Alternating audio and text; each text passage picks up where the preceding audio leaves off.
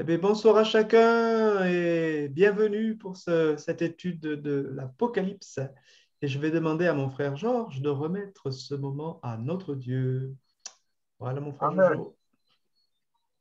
Bonsoir à tous, bien-aimés, vous m'entendez correctement? Un peu faiblement, un peu faiblement.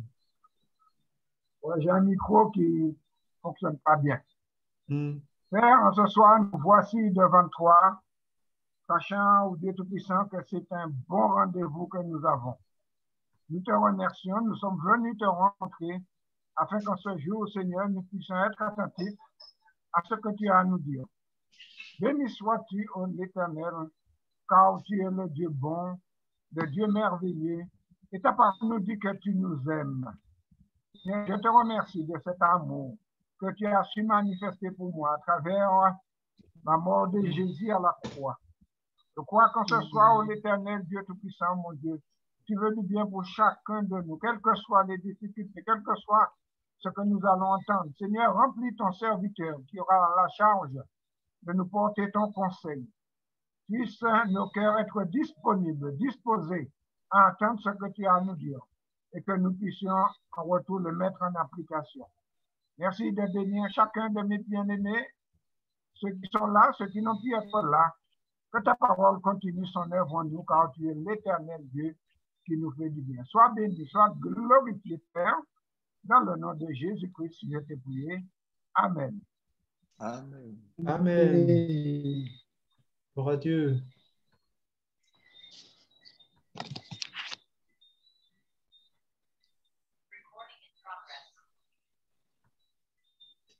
Alors voilà, nous voilà à nouveau ensemble pour continuer ce partage. Tout de suite, je vais lancer donc le partage de mes notes. Je vérifie quand même que je l'ai mis en marche. Et puis, je vous l'en mets sur l'écran. Vous ne pouvez pas réduire pendant que vous enregistrez. OK, il n'y a pas de problème. Alors, on peut mettre sur le côté au moins. Voilà. Très bien, très bien, très bien. Voilà. Bonsoir tout le monde. Bonsoir. Bonsoir. Bonsoir Rita. Rita. Rita. Bonsoir à tous également. Bonsoir. Bonsoir, Saudi. Bonsoir, Ça bien-aimé. va? Oui, ça va, grâce à Dieu, merci. Eh bien, je disais donc, je vais partager avec vous mes notes. Voilà. Je fais mon truc à chaque fois. Je devrais être un pro là maintenant. Eh bien, apparemment, ce n'est pas encore ça. Bonsoir. Bonsoir. C'est Gisèle. Salut Gisèle. Excellent. Salut. C'est bon. Bonsoir. Bonsoir. Bienvenue parmi nous. Merci. Félicitations. Merci. Toi, félicitations à toi, Lucienne. La persévérance, ça paye. Elle a persévéré, oui. Voilà, les bien-aimés. Donc, nous y voici, nous y voilà. Quoique, attendez, peut-être un petit peu.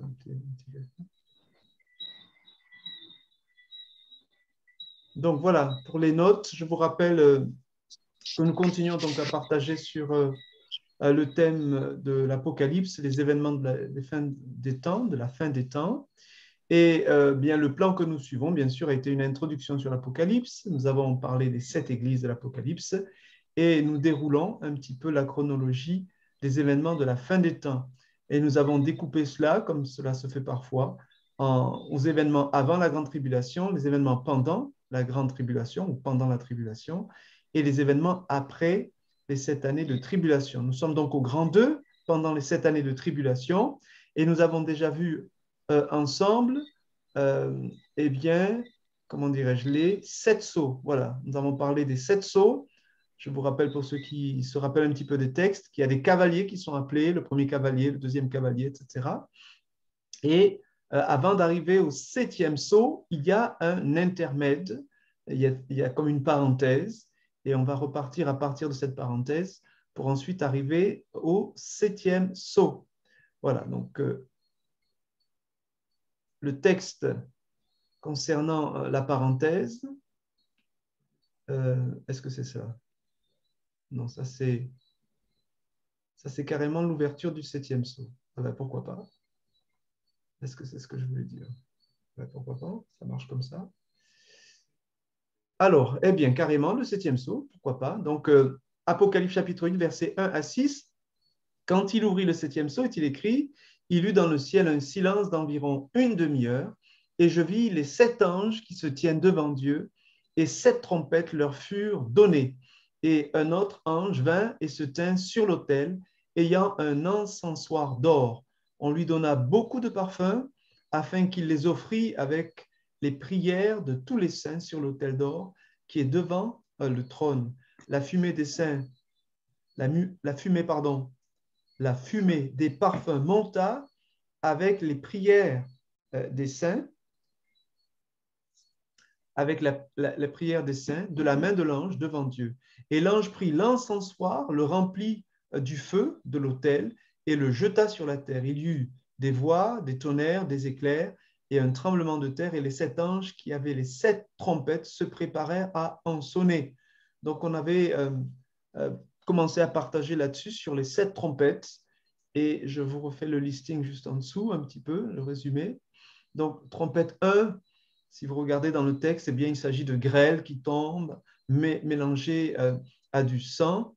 Il y a ensuite la trompette numéro 2, eh bien, un tiers de la mer devient du sang et va provoquer la mort des animaux qui sont dans la mer. Trompette numéro 3, un tiers des eaux sont amères, car une étoile appelée Absinthe est tombée et beaucoup d'hommes meurent. Ce sont les eaux douces, hein. Il y a les eaux salées, donc la mer, les eaux douces. Trompette numéro 4, un tiers de la lumière du jour ou de la nuit est perdu. Hein. Donc, vous pouvez imaginer effectivement l'impact, si on réfléchit un petit peu sur la biodiversité en particulier, sur la production de fruits et de légumes, puisque pendant le jour, un tiers de la lumière est perdu. Et la nuit aussi, je pense que ça va désorienter les animaux de nuit. Trompette numéro 5, des sauterelles maléfiques. Là, c'est franchement pas très encourageant, mais des sauterelles maléfiques tourmentent les hommes pendant 5 mois, les hommes impies. Et ce qui est vraiment intéressant, c'est que Apocalypse 9 précise au verset 4, en tous les cas, que le sceau de Dieu est une protection pour les croyants présents. C'est-à-dire que avant de libérer, si je puis dire, ces sauterelles, eh bien, les hommes, en tous les cas marqués du sceau, ne seront pas atteints. Et trompette numéro 6, on a une grande armée de 200 millions, donc ça fait du monde, 200 millions de cavaliers qui détruisent un tiers des habitants de la terre, dont beaucoup de morts. Mais ceux qui survivent, le texte nous dit, ne se repentent pas. Donc, une série, effectivement, de trompettes qui retentissent avec des jugements qui tombent sur la terre à chacune de ces trompettes. Beaucoup d'hommes, de femmes meurent. Mais malgré tout cela, le texte fait ressortir, en tous les cas sur la trompette numéro 6, que ceux qui vivent toutes ces choses dans le monde, pourtant, ils ne se repentent pas. Ils ne se repentent pas d'adorer des faux dieux plutôt que d'adorer Dieu. Et ensuite, on rentre dans une parenthèse. Donc, je rappelle que quand on étudie ces jugements de l'Apocalypse, on s'aperçoit qu'il y a 6 jugements, on va les appeler comme ça, qui sont décrétés, puis une parenthèse, et ensuite le 7e arrive. Et il est vrai que dans l'Apocalypse, on voit qu'à chaque fois que le 7e arrive, eh bien, en fait, ça ouvre une autre série de jugements. En tous les cas, ça peut être interprété comme cela. Donc, ici, dans la parenthèse, en Apocalypse chapitre 10, verset 1 à Apocalypse chapitre 10 jusqu'à Apocalypse chapitre 11, verset 14, de quoi nous parle la parenthèse? Elle se focalise sur un ange puissant avec un petit livre ouvert.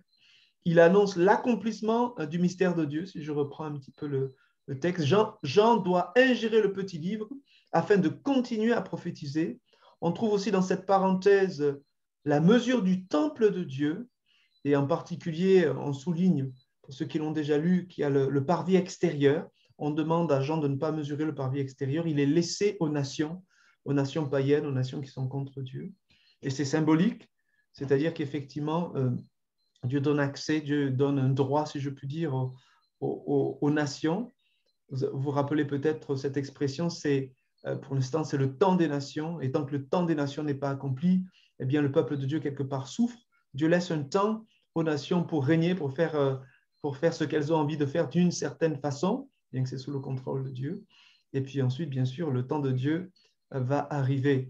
Donc, voilà ce qu'on trouve dans cette parenthèse. Et puis, on trouve aussi, probablement que vous l'avez lu, deux témoins puissants. Ils ont le pouvoir de faire tomber le feu sur la terre, de frapper la terre de toutes sortes de jugements. Et ils annoncent le témoignage de Dieu. Et tous les hommes de la terre les craignent. Et une fois qu'ils ont fini, le texte dit, une fois qu'ils ont fini leur témoignage, j'ai envie de dire, une fois qu'ils ont fini leur mission, eh bien, on s'aperçoit que là, finalement, une bête, je suppose que c'est l'Antéchrist, une bête vient, va les combattre, les vaincre et les tuer. Et puis, Dieu va les ressusciter et les appeler à monter dans les cieux. Et d'ailleurs, quand ils montent dans les cieux, eh bien, certains hommes, je l'ai écrit ici, certains hommes vont rendre gloire à Dieu devant le témoignage qui a été rendu, cette puissance qui a été rendue. Et quelque part, certains font remarquer que, alors que les trompettes n'ont pas, comment dirais-je, provoqué chez les hommes une forme de repentir, une forme de rendre gloire à Dieu, ces deux témoins puissants qui ont témoigné sur la terre, qui ont impressionné la terre, qui sont morts et ensuite sont revenus à la vie, sont montés au ciel, là, vont provoquer chez certains le fait de reconnaître qu'il y a quand même un Dieu dans le ciel. Et en soulignant ces choses, on souligne que Dieu utilise le témoignage de vie qui vont jusqu'à la mort, quelque part, pour impacter les non-croyants. Ça a été le cas, bien sûr, de notre Seigneur Jésus. Et dans l'Apocalypse, il semble que ça soit encore le cas. Ces témoins qui étaient là, ces témoins qui ont servi Dieu, qui sont morts et à leur résurrection, qui sont montés au ciel, ça va interpeller certains. Et puis, on arrive à la trompette numéro 7, qu'on n'avait pas vu donc la dernière fois. Et à la trompette numéro 7, eh bien, la première chose qu'on peut noter, c'est qu'elle annonce que les royaumes du monde est remis à notre Seigneur et à son Christ. Le temps du jugement des morts est venu, de même que celui de la récompense de ses serviteurs, et elle annonce la fin. Donc la 7e trompette, dans la première partie, quand on lit de façon chronologique, on lit, je fais un petit peu ici un résumé, donc elle annonce que voilà, le royaume du monde est remis à notre Seigneur et à son Christ, donc à notre Dieu et à notre Seigneur Jésus-Christ. Le temps du jugement des morts est venu. Donc, quand on lit ces choses, à la 7e trompette qui sonne, on se dit, bon voilà, c'est la fin. Mais en réalité, il y a d'autres choses qui viennent après. Et la deuxième partie qui suit, en tous les cas, le son de cette 7e trompette, je l'ai appelée 7 histoires prophétiques, comme j'ai pu l'entendre dans une vidéo. Et effectivement, il y a un déroulé, avant de continuer avec les jugements de Dieu, il y a un déroulé d'images, de petites histoires racontées et qui mettent l'accent sur un certain nombre de choses. Donc la première des histoires, je l'ai intitulée « Guerre spirituelle » et il s'agit effectivement d'une image d'une femme qui est enceinte, qui attend un enfant, et du dragon. Et le dragon, bien sûr, il s'agit de Satan. Et la femme, quand elle va accoucher, on voit que l'enfant qu'elle accouche représente le Seigneur Jésus. Le dragon va essayer de la saisir, va essayer de le saisir, mais il ne pourra pas. Et ensuite, l'histoire nous raconte un combat entre le dragon et Michel, c'est-à-dire l'archange Michel. Il combat le dragon et le dragon se retrouve précipité. Il n'a plus sa place au ciel. Et ce qui est intéressant, c'est qu'à partir du moment où il n'a plus sa place au ciel, le texte dit que le règne de Dieu et de son Christ est arrivé. On retrouve ce qu'on disait tout à l'heure dans l'annonce de la 7e trompette. Eh bien voilà, dans cette histoire, on te dit, eh bien, c'est moi qui dis puisque Satan est précipité, eh bien voilà, le règne de Dieu et de son Christ est arrivé. Le texte, cette histoire raconte aussi que les saints ont la victoire sur Satan par le sacrifice de Jésus, par le sang de l'agneau, dit le texte, et par la puissance de leur témoignage. Donc, cette histoire, on voit le combat de Satan, on va dire, contre le dessein de Dieu, contre le peuple de Dieu. Cette femme qui représente le peuple de Dieu, on pourrait voir la nation juive et le peuple de Dieu. En tous les cas, on sait que c'est de la nation juive que va naître notre Seigneur Jésus-Christ. Et Satan essaye de l'attaquer, mais il n'arrive pas trop à la saisir. On voit encore Satan, une fois qu'il a combattu, on va dire, cette femme représentant le peuple de Dieu, il va s'attaquer aux anges. Il y a un combat en tous les cas avec les anges et avec Michael. Et ensuite, il y a une attaque contre les saints. Et les saints vont gagner, je l'ai dit tout à l'heure et je le répète, grâce eh bien, au fait ils appartiennent au peuple de Dieu grâce au sang de l'agneau qui a purifié leur cœur. Et le texte dit grâce à leur témoignage. Donc, c'est la première histoire qui se dégage, et j'ai noté d'Apocalypse 12, verset 1 à verset 11. Deuxième histoire d'Apocalypse, dans Apocalypse, toujours chapitre 12, verset 12 à 18, on voit maintenant Satan précipité sur la terre. Voilà, il est sur la terre et il semble avoir pour seul objectif de s'attaquer au peuple de Dieu, mais Dieu donne à son peuple eh bien, les moyens d'échapper. Il est question d'une paire d'ailes d'aigle qui est donnée à la femme pour qu'elle s'éloigne et qu'elle parte dans le désert, loin de Satan qui essaye de l'attaquer. Et c'est vrai que quelque part, ça pourrait rappeler, si on voit dans les temps de la fin, dans la grande tribulation et surtout dans ce qui va venir ensuite, il est question d'une bête qui monte de la mer, une bête qui monte de la terre et qui va persécuter, vous allez voir. Eh bien, quelque part, Dieu met à l'abri au moins une bonne partie de son peuple. Et j'ai noté là dans mes petites notes, Satan se tourne alors pour faire la guerre contre le reste de la postérité de cette femme qui représente donc le peuple de Dieu. Et il va faire la guerre contre la postérité. Et par rapport à ce que nous croyons ou nous espérons, on peut dire ça aussi comme cela, si l'enlèvement arriverait donc avant le début des temps qu'on appelle la grande tribulation, eh bien, on verrait dans cette petite histoire où Satan essaye d'attaquer cette femme, on verrait quelque part, ça pourrait correspondre au fait que, effectivement, elle soit mise à l'abri. En tous les cas, ça fait penser un petit peu à ça, mais ce n'est pas forcément quelque chose sur lequel je m'appuierai complètement. Mais en tous les cas, il y a cette image. En tous les cas, la femme est mise au large, elle est mise au désert, elle est éloignée de Satan et de ses attaques. Mais Satan va se retourner contre le reste de sa postérité, dit le texte. Et à partir de là, l'histoire suivante, la troisième histoire, eh bien, on voit une bête qui monte de la mer. Et donc, je vais vous le lire quand même. Apocalypse 13, versets 1 à 10, un passage connu. Enfin, un passage connu. Quand on lit l'Apocalypse, c'est quand même un passage qui marque. Apocalypse 13. Puis je vis monter de la mer une bête qui avait 10 cornes et 7 têtes, et sur ses cornes 10 diadèmes, et sur ses têtes des noms de blasphème.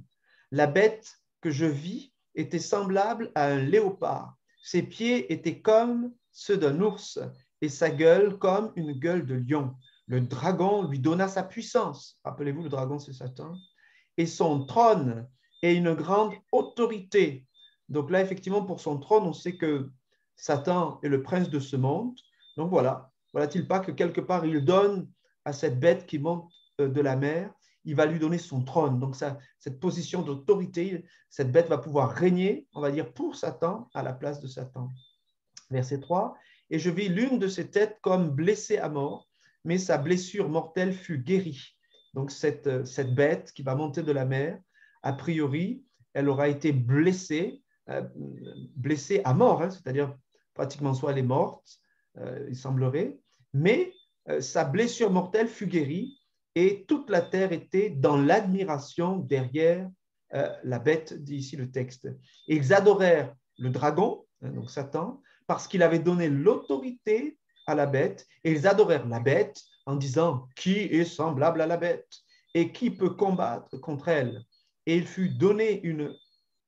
lui fut donné à cette bête une bouche qui proférait des paroles arrogantes et des blasphèmes, et il lui fut donné le pouvoir d'agir pendant 42 mois.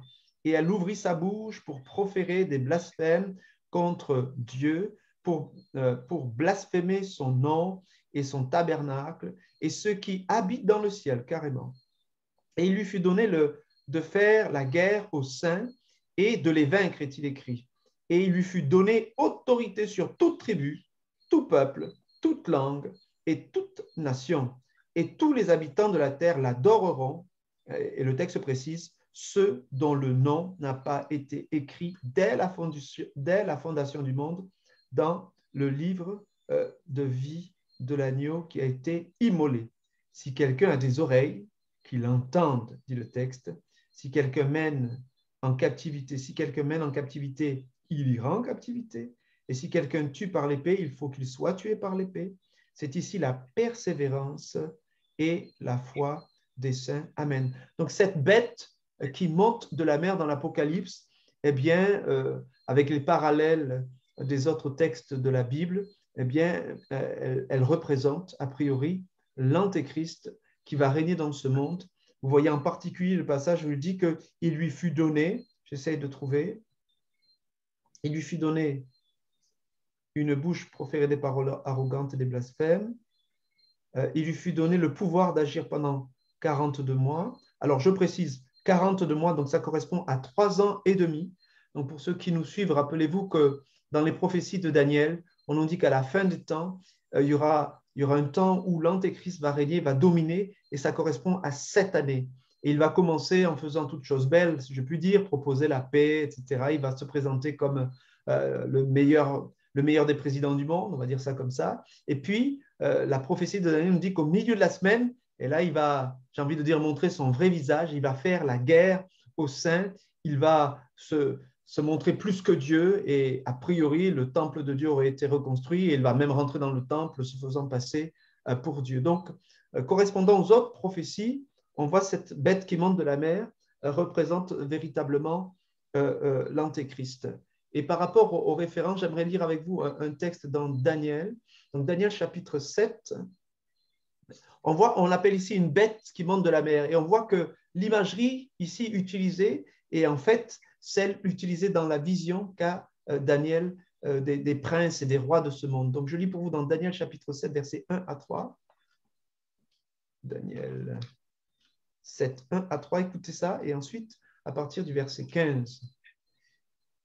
La première année de Belshazzar, donc rappelez-vous, Daniel, il y a longtemps en arrière maintenant, il est à Babylone, hein, dans ce grand royaume de Babylone, et qui aura plusieurs responsables, le premier étant Nebuchadnezzar, en tous les cas, quand on découvre la vie de Daniel. Donc je reprends. La première année de Belshazzar, donc après Nebuchadnezzar, il y a eu Belshazzar.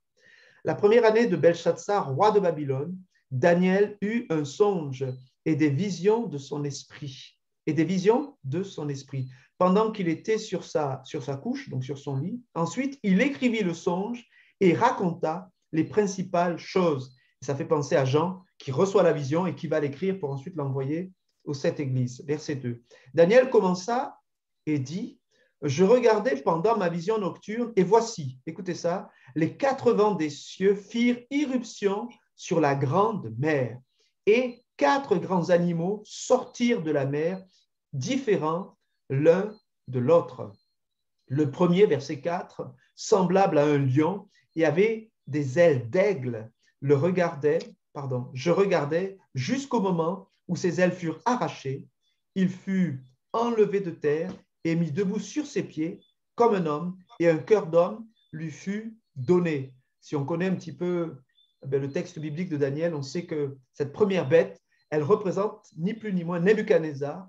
Et vous savez que dans son histoire, à un moment donné, Nebuchadnezzar, il perd un petit peu la tête. Voilà, il devient comme une bête. Et ensuite, au moment où Dieu le relève, c'est parce qu'il a réalisé que véritablement le Dieu des cieux est le seul véritable Dieu. Hein, que ce Dieu, le Dieu de Daniel est le véritable Dieu. Et à ce moment-là, donc son cœur est changé. Donc, pour vous dire que cette notion de bête, elle représente véritablement les grands de ce monde, si je puis dire, et véritablement ceux qui ont eu des grands royaumes. Et la mer, eh bien, elle représente les peuples de ce monde, et en particulier, bien sûr, dans le contexte de Daniel, la mer, quand on regarde un petit peu la géographie, eh bien, elle représente la mer Méditerranée, hein, en réalité, puisque les royaumes de l'époque, au moins certains d'entre eux, s'étendent un peu autour de la mer Méditerranée, surtout quand Rome va établir son règne. C'est vraiment tout autour de la mer Méditerranée. On peut dire que Rome va installer sa domination et son empire. Donc, cette mer, elle représente effectivement eh bien, les nations du monde et puis leur façon de gouverner. Et donc, un roi qui arrive à régner sur toute la mer ou qui sort de la mer, il sort des nations du monde, mais il règne un petit peu. En tous les cas, comme c'est présenté dans l'Apocalypse, on va lui donner d'avoir ce pouvoir sur toutes les tribus, sur toute langue, sur toute nation. Mais c'est intéressant le mot donner. Il y a bien sûr le diable, Satan qui donne à la bête son pouvoir, mais il y a aussi Dieu qui est souverain et qui donne. et qui donne, par exemple, la capacité d'avoir une souveraineté, et ça peut nous interroger, c'est sûr, mais une souveraineté sur son peuple. Bon, je continue pour revenir à ici ce passage que je lis avec vous. Donc, Daniel chapitre 7, versets 1 à 3, pour montrer que les bêtes, c'est véritablement inspiré ici de la prophétie de Daniel, cette vision que Jean décrit dans l'Apocalypse. Il y a d'autres passages comme ça dans l'Ancien Testament. Et quand on lit les textes, on voit qu'il y a un parallèle entre les prophéties de l'Ancien Testament et certaines des prophéties décrites dans l'Apocalypse. Comme les cavaliers, par exemple, qui viennent au début des 7 sceaux, eh bien, réellement, ces cavaliers-là, eh bien, c'est inspiré du livre d'Ézéchiel. Je vous demande de fermer vos micros, hein, ceux qui ne sont pas à l'antenne, puisqu'on vous entend au devant, là. Alors, Daniel chapitre 7, je vous lis maintenant à partir du verset 15, si vous avez pris votre Bible. Daniel 7, verset 15. Regardez ce qui est dit par rapport à cette description de celui qu'on appelle un petit peu l'Antéchrist. Moi, Daniel, j'eus l'esprit troublé au-dedans de moi. Donc, là, Daniel voit des visions de plusieurs bêtes. Et là, je lis pour vous. Donc, moi, Daniel, j'eus l'esprit troublé au-dedans de moi, et les visions de ma tête m'effrayèrent. Je m'approchai de l'un de ceux qui étaient là et je lui demandai ce qu'il y avait de vrai dans toutes ces choses. Il me dit et m'en donna l'explication. Ces 4 grands animaux, ce sont 4 rois qui s'élèveront de la terre. Mais les saints du Très-Haut, écoutez ça, verset 18, mais les saints du Très-Haut recevront le royaume et ils posséderont le royaume éternellement, d'éternité en éternité. Verset 19.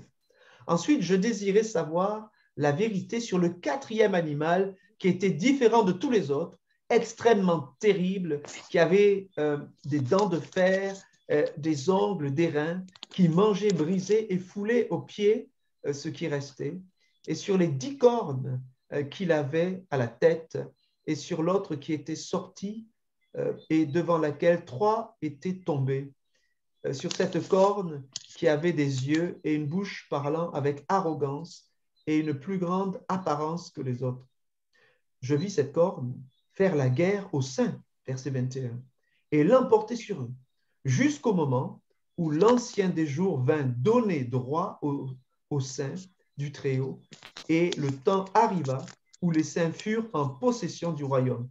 Donc, ce qui répète ce qui était dit au verset 18, mais les saints du Très-Haut recevront le royaume et ils posséderont le royaume éternellement, d'éternité en éternité. Je fais cette parenthèse pour dire que dans les temps de persécution, dans les temps où ça va mal pour le peuple de Dieu, dans le temps où Jean a écrit aux différentes églises de l'Asie, ils voient le dominateur qui est là.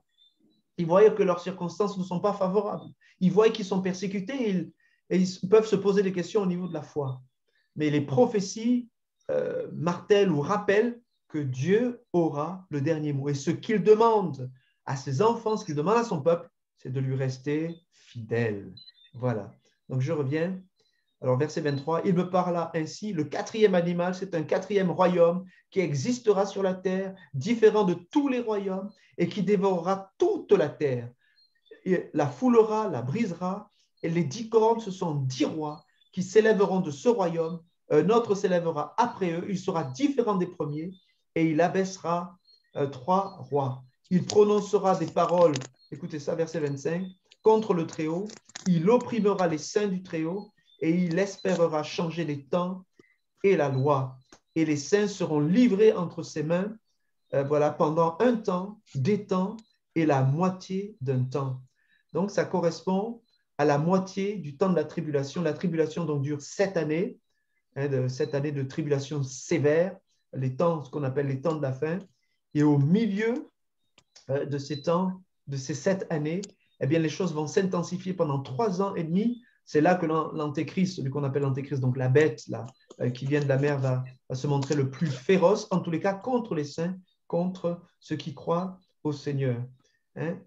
Alors, je relis ce verset 25. Il prononcera des paroles contre le Très-Haut, il opprimera les saints du Très-Haut, et il espérera changer les temps et la loi. Et les saints seront livrés, je souligne, seront livrés entre ses mains pendant un temps, des temps, et la moitié d'un temps, ça correspond dans ce langage-là à 3 ans et demi. Voilà, et puis il y a d'autres façons d'exprimer les choses, mais il parle en un temps étant la moitié d'un temps, il parle aussi en termes de mois ou en termes de jours. En termes de jours, je sais que ça correspond, ces 3 ans et demi, à 1260 jours de mémoire.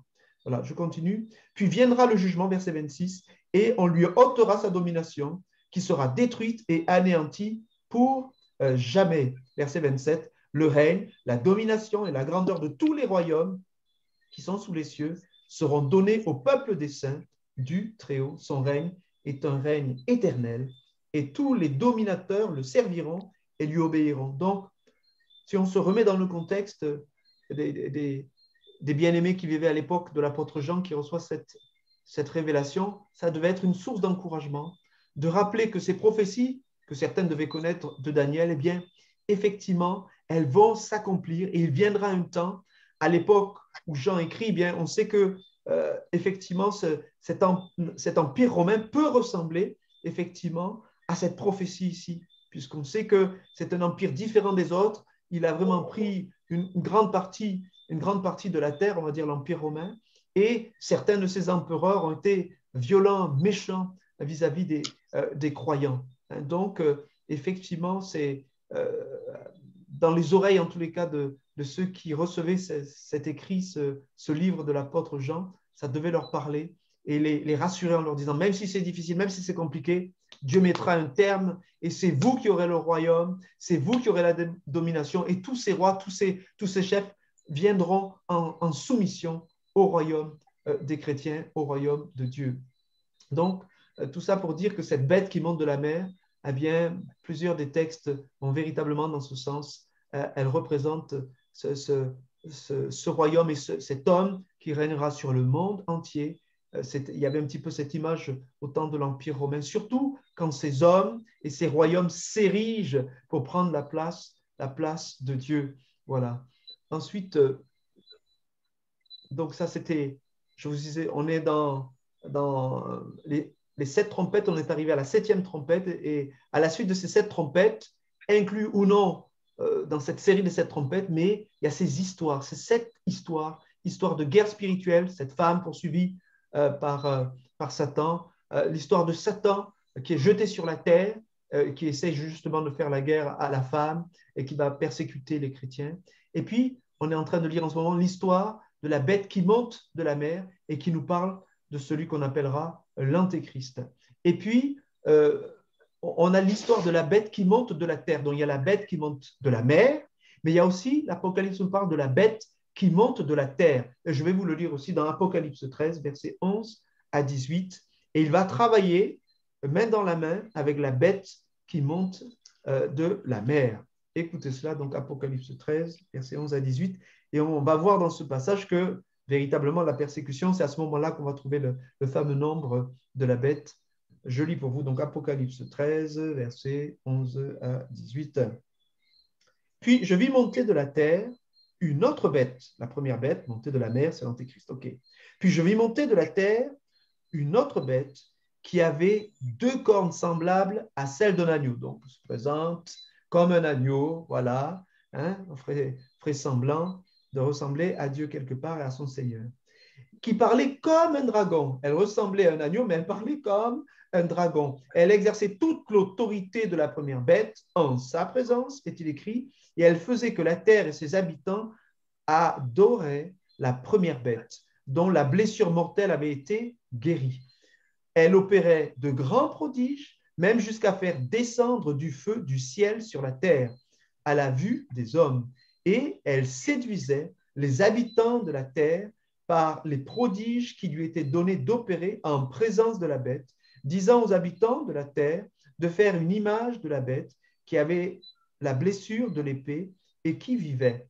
Et il fut donné, soulignez le mot donné, et il fut donné d'animer l'image de la bête afin que l'image de la bête parlât et qu'elle fit que, écoutez ça, que tous ceux qui n'adoreraient pas l'image de la bête fussent tués. Donc on peut imaginer aujourd'hui que le fameux Antéchrist, utilisant les portables par exemple, eh bien il y a une heure où il faut adorer l'Antéchrist, il envoie on va dire, sur YouTube, un live. Et puis voilà, c'est le moment de l'adoration. Chacun est devant son portable. Et en plus, ben, le portable, je suppose qu'il a des yeux. Il peut savoir si on le regarde, si on ne le regarde pas. Il lui fut donné d'animer l'image de la bête, afin que l'image de la bête parlât et qu'elle fit que tous ceux qui n'adoreraient pas l'image de la bête fussent tués. Si à l'époque de l'apôtre Jean, cela pouvait paraître problématique, savoir qu'est-ce qui allait se passer, même, je suppose, au Moyen-Âge ou autre, quand il lisait les textes, il devait se poser la question comment c'était possible. Au jour d'aujourd'hui, on sait très bien que effectivement, on a toute la technologie pour permettre à ces choses de se faire. Alors, je souligne donc, il fut donné à l'image de la bête afin que l'image de la bête parlât et qu'elle fit que tous ceux qui n'adoreraient pas l'image de la bête fussent tués. Et elle fit que tous, petits et grands, cette bête donc qui est sortie de la terre, elle fit que tous, petits et grands, riches et pauvres, libres et esclaves, reçussent une marque sur leur main droite ou sur leur front, et que personne ne put acheter ni vendre sans avoir la marque, le nom de la bête ou le nombre de son nom. C'est ici la sagesse, que celui qui a de l'intelligence calcule le nombre de la bête, car c'est un nombre d'hommes et son nombre est 600, le fameux 666. Donc voici pour l'histoire ici de cette bête qui monte de la terre. Donc dans ces différentes histoires prophétiques, donc on est à l'histoire 4, en fait je vais nommer 4, la bête qui monte de la terre. La prochaine histoire, eh bien, on retrouve les 144 000, je ne sais pas si vous vous rappelez, eh bien, l'agneau et les 144 000, et on voit qu'ils sont avec notre Seigneur Jésus-Christ, ils sont apparemment sur le mont Sion, et véritablement, si on suit un petit peu la logique de ces histoires, on a un petit peu focalisé sur la bête et sur ce qu'il aimerait bien faire un petit peu. Il a donné son pouvoir à quelqu'un qui va le représenter, donc la bête qui sort de la mer.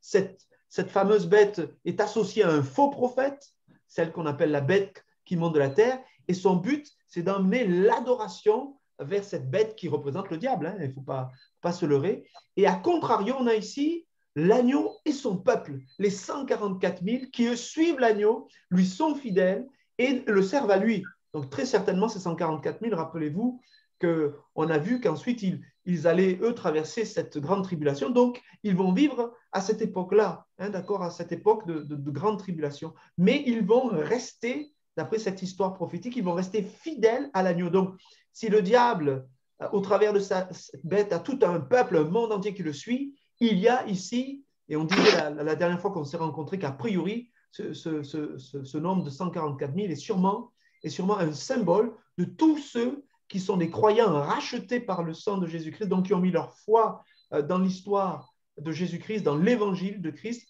pour être rachetés justement du royaume des ténèbres, appartenir au peuple de Dieu.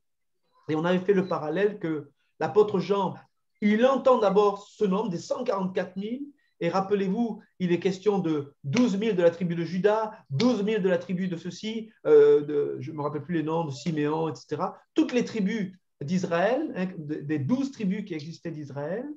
Il y a même la tribu de Joseph, d'ailleurs, à cette époque-là, et non celle de Benjamin et d'Éphraïm. Bon, voilà. Il y a la tribu de Benjamin aussi. Mais tout ça pour vous dire que on disait que d'abord, ce que l'apôtre Jean a entendu, c'est cette histoire des 144 000. Et il y a une énumération, 12 000 de toutes les tribus d'Israël. Voilà, pour faire court.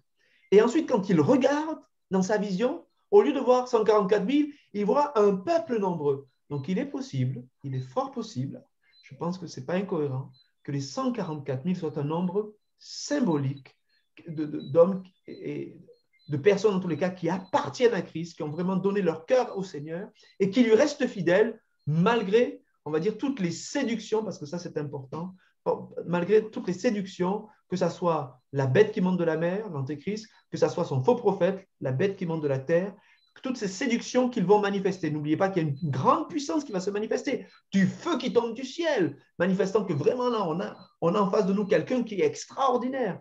Mais tous ceux qui aiment la vérité, tous ceux qui sont accrochés à Dieu, eh bien, ils vont tout de suite faire la différence puisque cette bête va vouloir être adorée et se faire passer pour Dieu. Et bien sûr, les chrétiens, ceux qui aiment le Seigneur Jésus-Christ et aiment l'agneau, évidemment, ils vont résister à cela, mais ça leur coûtera pour certains la vie. Voilà, donc, la prochaine des histoires, donc c'était l'agneau et les 144 000, et celles qui suivent, pour ceux qui ont lu les textes, eh bien, dans Apocalypse 14, versets 6 à 12, on voit des anges qui parcourent la terre et qui, quelque part, annoncent l'évangile. Hein. Quelque part, annoncent l'évangile, invitant les hommes qui sont encore présents sur la terre, eh bien, à croire en Jésus-Christ, à mettre sa foi en lui et à se détourner de l'adoration de la bête. Il y a quelque part, que ce soit pour cette terre auquel ces anges vont annoncer le message, ou pour nous qui lisons ce message, ou ceux qui ont lu le message à l'époque de l'apôtre Jean, eh bien, clairement, par la venue de ces trois anges, il y a il y a un choix à faire. Hein. Soit vous marchez avec Dieu, soit vous marchez avec la bête. Mais il n'est pas possible d'être entre les deux. Et peut-être que je vais lire ça quand même. Dans Apocalypse 14, si je ne lis pas tout, si quand même, non. Apocalypse 14, versets 6 à 12, donc c'est un petit peu la suite. 14, 6 à 12. Je vous le lis, c'est quand même intéressant.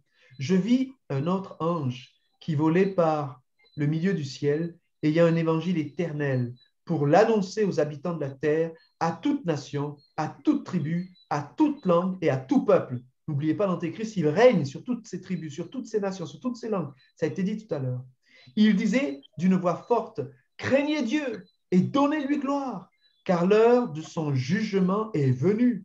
Et adorez celui qui a fait le ciel et la terre et la mer et les sources d'eau. » Rappelez-vous que dans certains des jugements, il y a des jugements qui tombent sur la mer, il y a des jugements qui tombent sur les sources d'eau, et les créatures ou les hommes qui boivent l'eau douce, eh bien, ils meurent parce qu'il y a des jugements qui tombent sur ces eaux.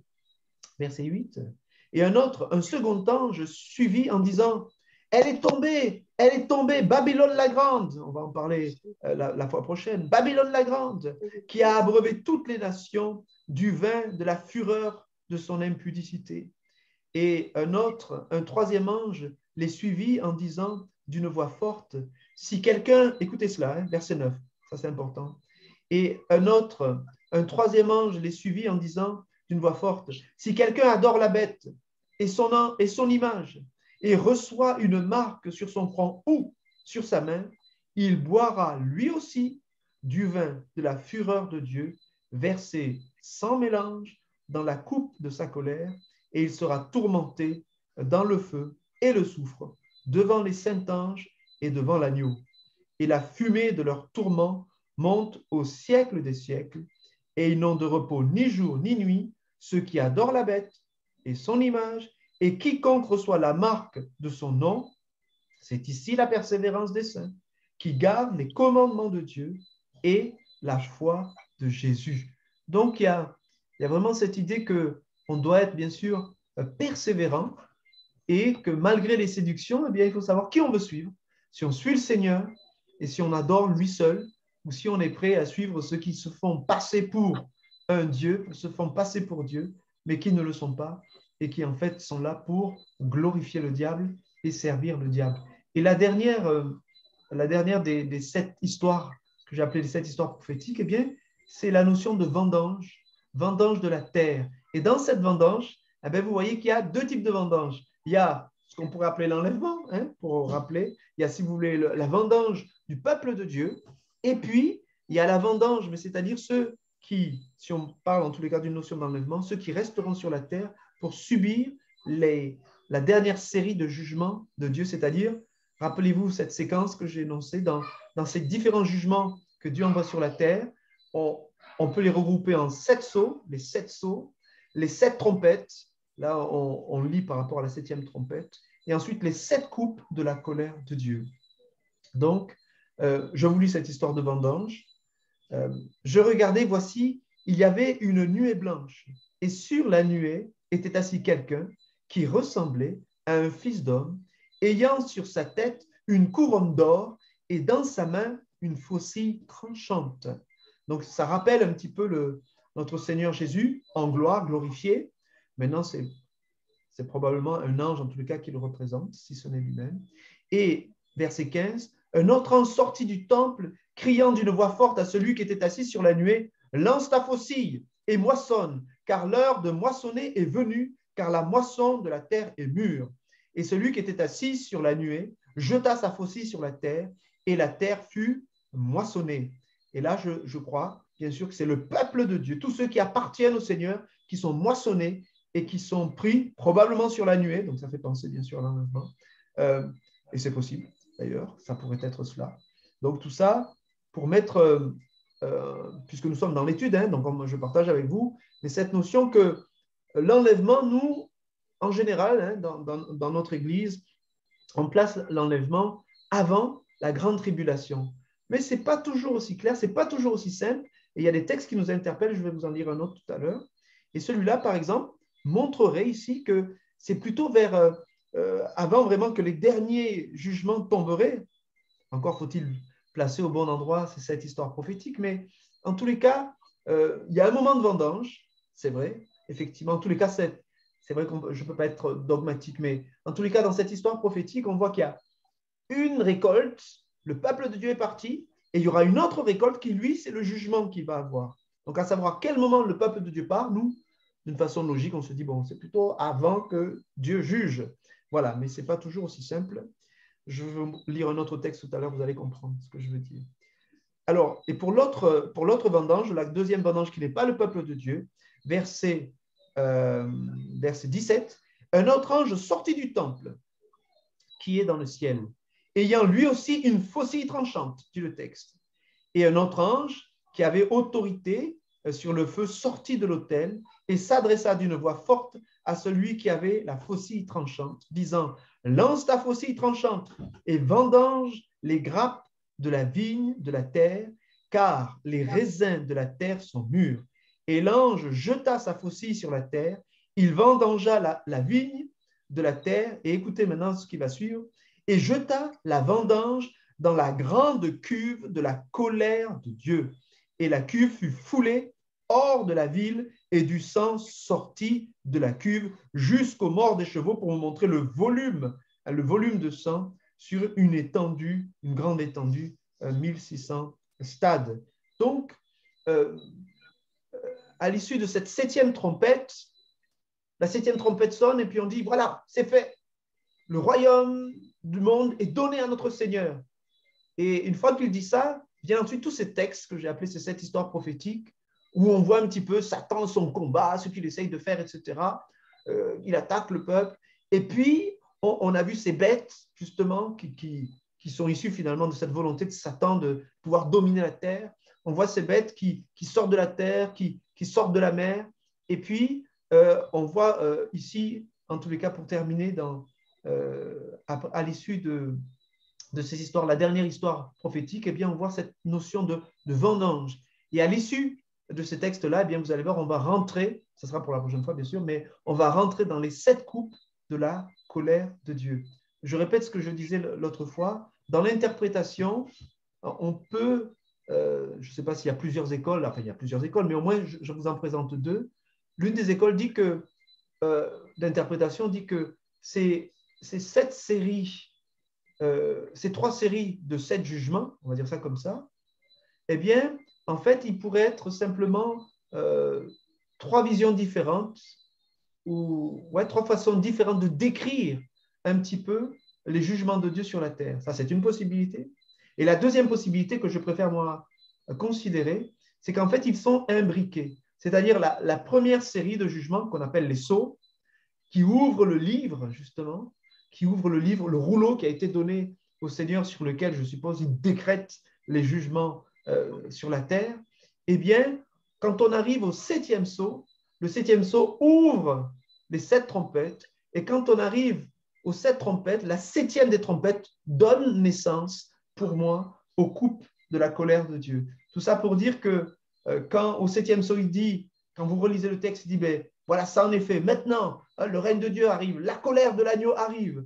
Et bien ensuite, j'ai envie de dire, il va donner les détails un petit peu de la façon ou les choses importantes à retenir dans la notion de cette colère de Dieu et comment elle va se manifester. Et dans cette manifestation de la colère de Dieu, n'oubliez pas qu'il y a ce qui est donné à cette bête. Parce que n'oubliez pas que cette bête qui monte de la mer ou de la terre, ce qui souligne cette bête, c'est la séduction. Et rappelez-vous l'un des textes de Thessaloniciens qui dit que cette séduction, elle est donnée à ceux qui n'ont pas eu l'amour de la vérité et qui vont se laisser tromper par des mensonges. C'est quelque part un jugement. Et en même temps, il est absolument vrai que c'est aussi un temps difficile pour ceux qui sont croyants sur la terre et qui vont subir effectivement ces choses.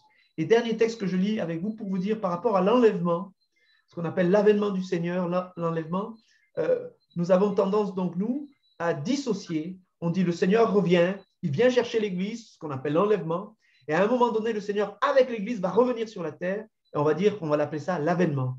Alors, je vous invite à lire ce texte et à faire attention à ce que je vais lire dans 2 Thessaloniciens, excusez-moi, chapitre 2, versets 1 à 8, par rapport à la notion d'avènement, par rapport à la notion donc de... Bon, vous allez comprendre. Je disais, positionner l'enlèvement, il peut y avoir des textes qui nous font réfléchir sur où positionner effectivement l'enlèvement de l'Église. Et en particulier, celui-là m'a fait réfléchir quand je l'ai lu aujourd'hui. 2 Thessaloniciens, chapitre 2, versets 1 à 8. 2 Thessaloniciens, chapitre 2, versets 1 à 8. Écoutez ce que dit, parce que c'est l'apôtre Paul qui parle. Et dans la première épître aux Thessaloniciens, c'est là qu'il parle justement de l'enlèvement de l'Église. Donc, c'est quand même important. 2 Thessaloniciens, chapitre 2, pour ce qui concerne l'avènement de notre Seigneur Jésus-Christ et notre réunion avec lui, nous vous prions, frères, de ne pas vous laisser facilement ébranler dans votre bon sens et de ne pas vous laisser troubler soit par quelque inspiration, soit par quelques paroles ou par quelques lettres qu'on dirait venir de nous, comme si, écoutez bien, le jour du Seigneur, et le jour du Seigneur, on sait que c'est cette période de temps où Dieu juge la terre, comme si le jour du Seigneur était déjà là. Que personne ne vous séduise, séduction à nouveau, que personne ne vous séduise d'aucune manière, car il faut que l'apostasie soit arrivée auparavant et qu'on ait vu paraître l'homme du péché, le fils de la perdition. Je fais une petite parenthèse, je vous rappelle que ce fils de la perdition désigne l'antéchrist, la bête qui monte de la mer, selon le texte d'Apocalypse 13. Donc je reprends, que personne ne vous séduise d'aucune manière, car il faut, avant l'enlèvement, car il faut que l'apostasie soit arrivée auparavant et qu'on ait vu paraître l'homme du péché, le fils de la perdition, l'adversaire qui s'élève au-dessus de tout ce qu'on appelle Dieu ou de ce qu'on adore, jusqu'à s'asseoir dans le temple de Dieu, se proclamant lui-même Dieu. Ne vous souvenez-vous pas que je vous disais ces choses lorsque j'étais encore chez vous? Et maintenant, vous savez ce qui le retient, c'est-à-dire l'avènement, je peux dire, de cet antéchrist, ce qui le retient, afin qu'il ne paraisse qu'en son temps. Car le mystère de l'iniquité agit déjà, il faut seulement que celui qui le retient encore ait disparu, et alors paraîtra l'impie, que le Seigneur Jésus détruira par le souffle de sa bouche, et qu'il anéantira par l'éclat de son retour, l'éclat de son avènement.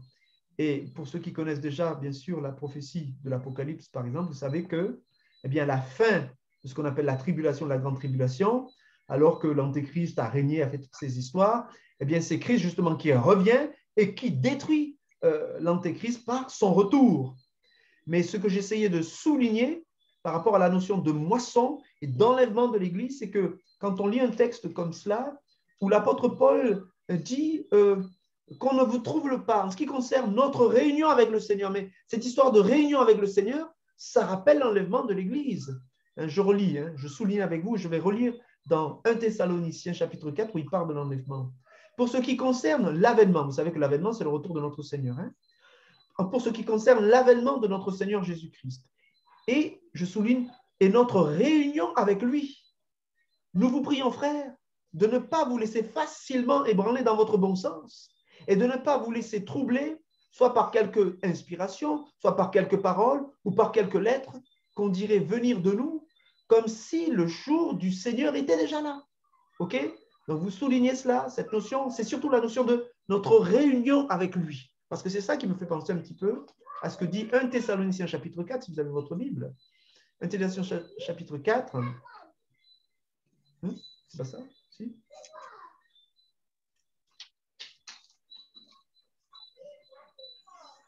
Voilà. 1 Thessaloniciens chapitre 4, verset 15. Voici en effet ce que nous vous déclarons d'après la parole du Seigneur. Nous les vivants, rester pour l'avènement du Seigneur. Ah ah. Nous ne devancerons pas ceux qui sont morts, car le Seigneur lui-même a un signal donné, à la voix d'un archange, au son de la trompette, hein, rappelez-vous cette histoire de trompette de Dieu, descendra du ciel et les morts en Christ ressusciteront premièrement.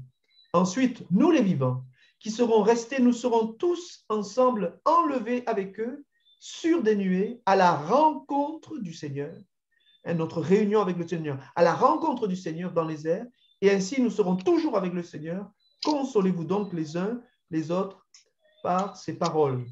Donc, ce que j'essaye de dire, c'est que quand on lit ici le texte, d'autant plus que 2 Thessaloniciens vient donc après la première épître aux Thessaloniciens, et surtout cette notion de notre réunion avec le Seigneur, on pourrait s'imaginer qu'effectivement, cet enlèvement ou cette moisson de la terre, pour reprendre ce qui est dit dans l'Apocalypse, eh bien, correspondrait, effectivement, nous partons avec lui, mais ça correspondrait, nous partons juste avant que le jugement vienne, hein, quelque part. Il y a la récolte vers le Seigneur, voilà, et puis ensuite, il y a une récolte, mais cette récolte, c'est pour le jugement. Et toute la problématique, en tous les cas, celle qui m'interpelle ici, c'est savoir à quel moment sommes-nous enlevés. Bon, vous me direz, c'est pas trop grave, que ce soit avant, que ce soit après. L'essentiel, c'est que nous partons et que nous puissions être avec le Seigneur. Et pour cela, bien sûr, il faut lui rester fidèle, en tous les cas, l'Apocalypse, en tous les cas, de temps en temps, un rappel de façon régulière. Et c'est ceux qui n'auront pas accepté la marque de la bête, ni sur leur front, ni sur leurs mains, ceux-là, effectivement, seront épargnés, feront partie du peuple de Dieu, de la bonne moisson avec le Seigneur. Mais ceux qui auront accepté la marque, que ce soit sur le front, que ce soit sur la main, eux, par contre, eh bien, ils auront droit au jugement. Donc voilà, en conclusion de ce partage avec vous, j'ai dit, bien, les jugements des 7 trompettes détruisent la nature, les hommes impies, mais Dieu protège ceux qui lui appartiennent par son sceau, si vous vous rappelez cette histoire de sceau. Les 7 histoires prophétiques annoncent les œuvres et les desseins du diable en précisant comment les saints vont le vaincre. Rappelez-vous, le texte dit, c'est par le sang de l'agneau et par leur témoignage, voilà, ou le témoignage de Jésus-Christ. Cette section se termine par l'image de la moisson, celle qui appartient à Dieu et qui sera épargnée, et celle qui va subir ces derniers jugements sur la terre au travers des 7 derniers jugements des coupes.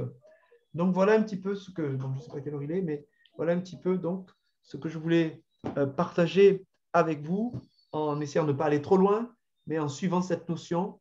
Nous sommes dans les séries de jugement. Donc maintenant, je vais vous donner la parole, bien sûr, pour partager. Voilà. Voilà, voilà. Alors, les bien-aimés, est-ce que j'ai été clair? Est-ce que vous m'avez suivi? Est-ce que cela suscite des questions auxquelles on pourrait répondre par la grâce de Dieu? Donc aujourd'hui, on va dire qu'on s'est concentré un petit peu, on a revu et on s'est concentré sur les 7 trompettes, suivies de ces 7 histoires prophétiques qui nous parlent un petit peu, qui focalisent un petit peu sur Satan et sur son activité en fait. Sauf à la fin, bien sûr, avec la notion de la moisson. Oui.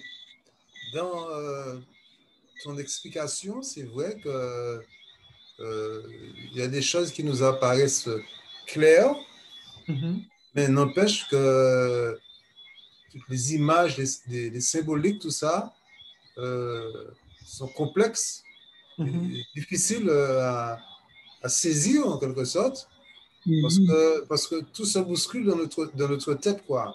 Oui, donc, c'est sûr. C'est ça ma problématique personnelle. C'est vrai, il y a des choses qui sont claires, qui sont précises, et puis par contre, il y a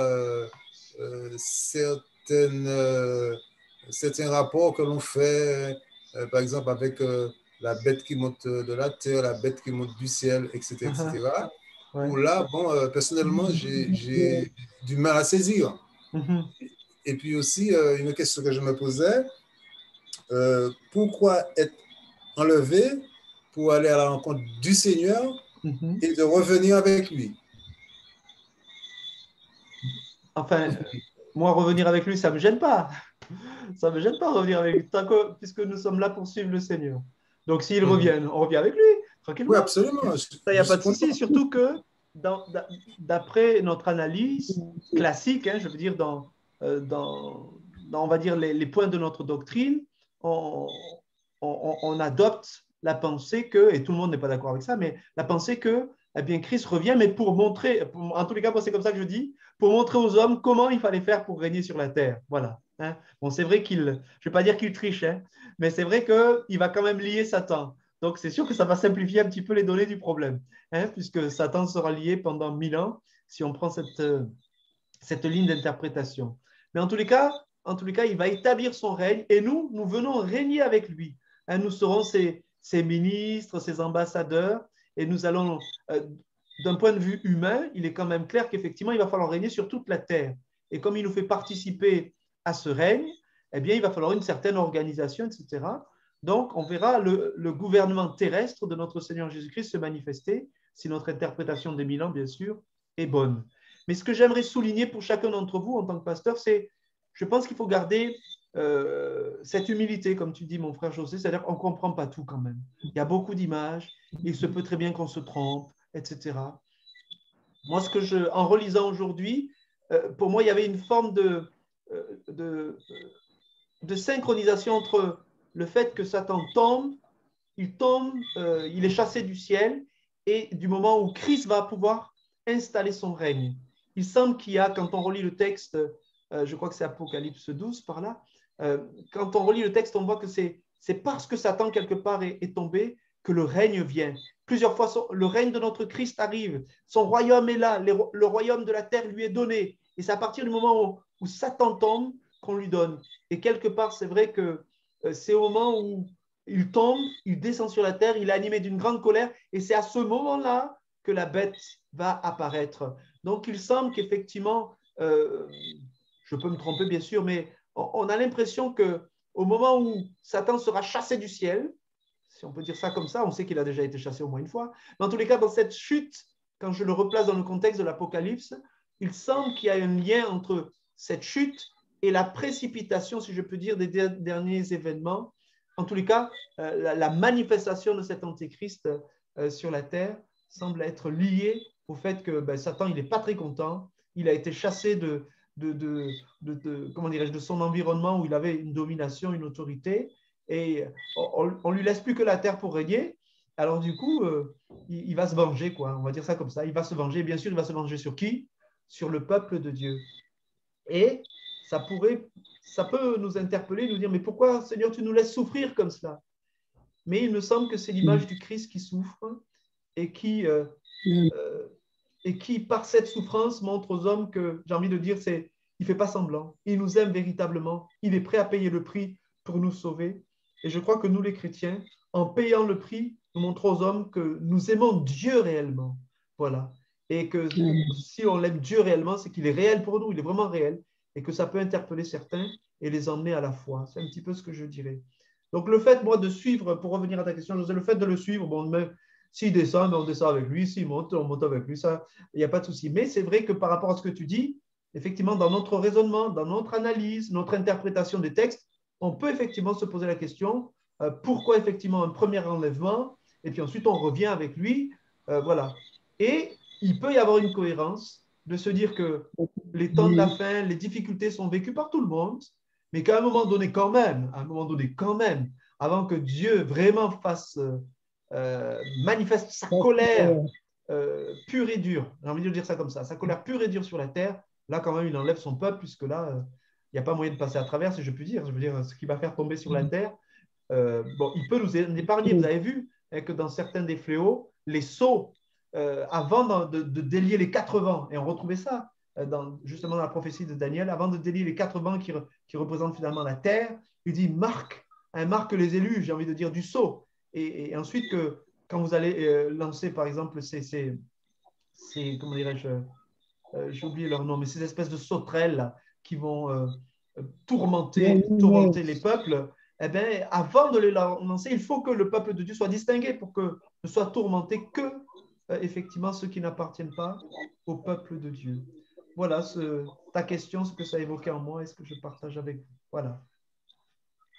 Mais moi, je Non, retiens mais c'est vrai. qu'il faut une humilité par rapport à ces textes parce que ben, ce n'est pas si simple que ça. C'est vrai. C'est vrai. Et ça nous permet aussi d'éviter de nous déchirer entre chrétiens. Toi, tu crois ceci, toi, tu crois cela. OK, bon. Mais essayons dans tout ce qui est dit de retenir l'essentiel. Et je crois que l'essentiel, c'est que ça va être compliqué. Et il faut rester fidèle à Dieu en sachant que c'est lui Dieu. Et puisqu'il nous a averti à l'inverse, à l'avance, pardon, pas à l'inverse, à l'avance, même s'il y a des choses très étonnantes, à partir du moment où les gens vont vouloir qu'on adore à eux, on sait d'entrée de jeu que ça, c'est pas bon, ça c'est pas. Parce que quand le Seigneur viendra, la Bible dit que tout le monde saura, hein, il n'y aura pas histoire de séduction, tu sauras que c'est Dieu qui vient. Hein, que de l'est à l'ouest, un grand éclair, tu sauras que c'est le Seigneur. Et puis nous, de toute façon, quand il vient, on sait que nous, on part avec lui aussi. Donc, il n'y aura pas photo. Et quelque part, c'est ce que dit l'apôtre Paul dans la deuxième épître aux Thessaloniciens. Ne vous laissez pas troubler parce que quand il viendra, ça sera clair, quoi, les bien-aimés. Ça sera clair. Ça sera clair. Et avant cela, de toute façon, il dit, et c'est là aussi que ça nous interpelle, il faut que paraisse l'homme impie. Il faut que paraisse ce temps de séduction, d'abandon de la foi où beaucoup qui suivaient Dieu plus ou moins, etc., ils vont abandonner la foi pour essayer de sauver leur peau. Hein. Et je crois que cette notion, je ne sais pas si je l'ai entendue, je crois que j'ai dû l'entendre dans l'une des vidéos que je regardais ou les choses que je lisais. Il disait, on voit la marque de Dieu et on voit la marque de la bête.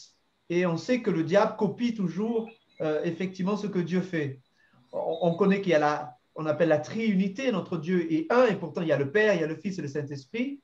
Et voilà-t-il pas que la bête, il y a le diable, il y a la bête et il y a le faux prophète.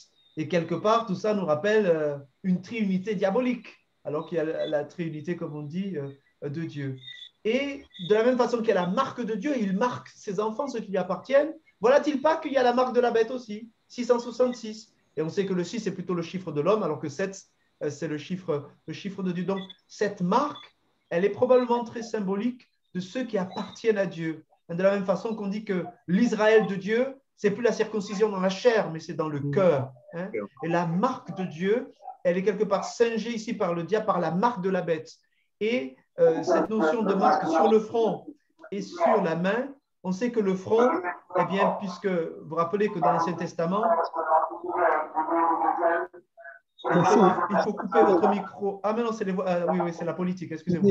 Ok, il n'y a pas de problème, c'est les élections. Donc, vous ne pouvez pas faire grand-chose. Mais je disais on sait que cette marque, effectivement, certains disent, elle n'est que sur le front dans l'Apocalypse. Hein. Oui. C'est vrai que ça nous renvoie au texte de Deutéronome, où on disait que, écoute Israël, l'Éternel notre Dieu est un. Et ces lois que je te donne, eh bien, marque-les dans ta maison, hein, marque-les sur les frontaux, marque-les sur ton front, sur ta main. Et donc, ça rappelle cette notion-là d'être marqué de Dieu, d'appartenir à Dieu et de garder sa parole. Combien de fois c'est dit dans l'Apocalypse, il faut garder la parole, garder les commandements. Voilà. Donc, garder cette parole et la marquer effectivement sur notre front, dans notre conscience. Je suis marqué de Dieu, je garde cette parole, je ne triche pas, je la garde. Et bien sûr, on n'est pas parfait, mais la Bible dit, si nous confessons nos péchés, il est fidèle et juste pour nous les pardonner, etc. Dans tous les cas, je garde la parole. Et à l'opposé, bien évidemment, il y a la marque de la bête. La marque de la bête qui peut être elle aussi sur le front et bizarrement aussi sur la main. Enfin, bien qu'ici dans l'Apocalypse, la marque de Dieu, elle est elle que sur le front. Mais là, il y a sur le front et sur la main. Et il est évident qu'à ce moment-là, certains vont suivre la bête, pas tellement parce qu'ils aiment la bête, mais parce qu'ils se disent, moi je veux manger, je veux boire. Hein. Donc, on peut peut-être faire ce distinguo entre ceux qui vont le suivre vraiment de tout cœur, c'est mon Dieu, je le suis, et ceux qui vont le suivre parce qu'ils ont simplement envie de manger et boire. Hein. Il y a ceux ils auront la marque quelque part que sur la main. J'ai envie de prendre, j'ai envie d'acheter, j'ai besoin de faire mes affaires. Et ceux qui vont le suivre parce qu'ils seront marqués dans leur conscience, pour eux, c'est leur Dieu, ils le suivent. Il y a peut-être cette notion, et surtout quand les textes disent que tu aies eu la marque sur la main ou sur le front, eh bien, si tu es marqué, tu ne pourras pas faire partie du peuple de Dieu et tu auras les jugements. Il y a peut-être effectivement une notion, mais pour se rappeler qu'on sera obligé de suivre Dieu de tout notre cœur, et même si on doit y laisser des plumes, hein, eh bien, lui faire confiance. Et nous savons que Dieu pourvoira, mais il peut permettre la mort. Il peut permettre que ça aille jusqu'à la mort pour la vie des chrétiens qui seront présents pendant la grande tribulation. Et rappelez-vous que dans les sceaux, le 5e sceau, la série, ça commence à rentrer dans mon esprit, voilà. Eh bien, au début, il y a les 7 sceaux, et dans les 7 sceaux, le 5e sceau, ce sont les saints qui sont sous l'autel et qui disent, Seigneur, jusqu'à quand, hein? Quand est-ce que tu vas nous venger? et il leur dit, soyez patients jusqu'à ce que le nombre complet des saints qui doivent vous rejoindre, qui doivent mourir martyrs, vous rejoignent. Et donc, il y a un temps qu'il faut attendre. Dieu permet ces choses. C'est vraiment cette leçon que je retiens. Dieu permet parfois la souffrance. Dieu permet parfois la persécution. Dieu permet parfois la mort de ses enfants. Parce que pour lui, la mort, ce n'est pas la fin. Au contraire, il sait qu'ils vont gagner la gloire parce qu'ils sont restés fidèles jusqu'à la mort et que Dieu utilise cette mort pour convaincre, je le suis sûr, certains hommes, certaines femmes, que véritablement, il est le Dieu réel, le Dieu vivant, le Dieu qui change les cœurs. Voilà ce que je pourrais répondre. Je parle beaucoup, je vous laisse parler.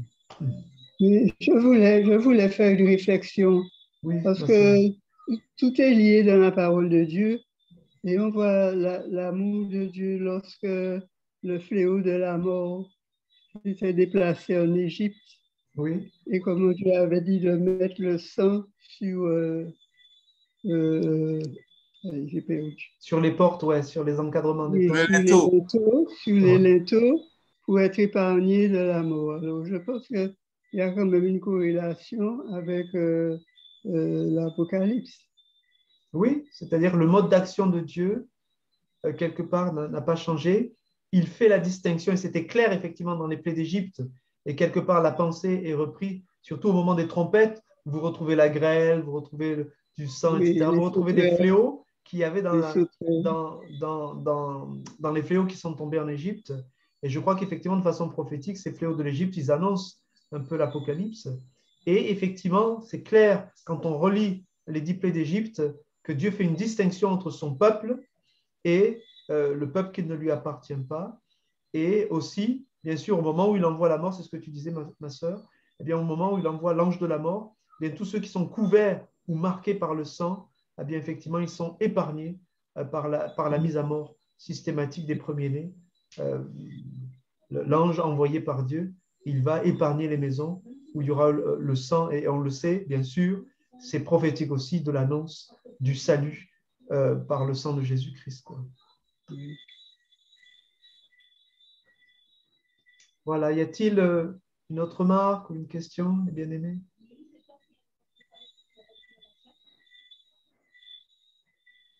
Ben voilà, vous avez tout compris. Ben, merci Seigneur. Gloire à Dieu.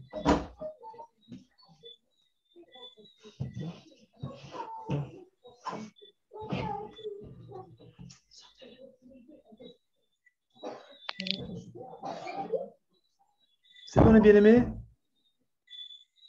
Silencieux ce soir. Hein? Bon voilà, ça veut dire qu'ils ont tout compris. Hein? Donc, mais c'est vrai que ça, comme disait un bien-aimé pendant la semaine, enfin chacun des textes évidemment pourrait prendre, je suppose, le temps de tout, par exemple par rapport à la notion des images. Mais ce que l'on voit en tous les cas, quand on lit et qu'on étudie, c'est qu'il y a vraiment ces parallèles. Dans ce que l'apôtre Jean a reçu, un certain nombre de ces images, effectivement, on les retrouve dans les prophéties de l'Ancien Testament, et il y a ces parallèles qui sont faits.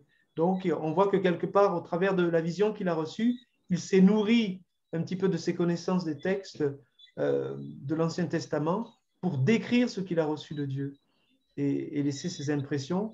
Et je suppose que, bien sûr, vous savez que la Bible de leur époque, c'était juste l'Ancien Testament.